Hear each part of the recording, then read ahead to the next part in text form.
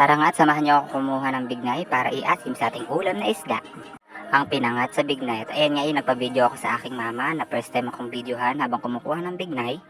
At pagpasensya na nga palang aklat, nakahubad, sobrang init na naman kasi ngayong panahon na ito.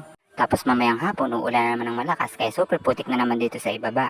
At kaya nga po naisipan na namin pitasan ng aming bignay dahil nga medyo disappointed na ako dahil hindi siya nagiging kulay itim. Kaya nga naman kumuha na kami kaysa naman di pa namin mapakinabangan.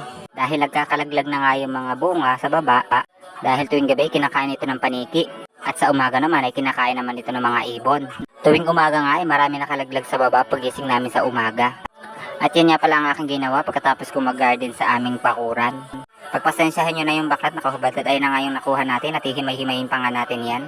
At ayun nga pala yung isda natin pagsasahugan ng ating bignay na kinuha. At nagpit-pit na nga ako ng luya gamit aking kamay. At isinalang ko na rin ang ating paglulutuan. Nilagay ko na nga ang luya, ang bignay, at isa-isa ko na inilagay ang mga tilapia. At kaysa nga bumili pa kami ng pampaasim kaya bignay na lang yung naisip na namin ilagay.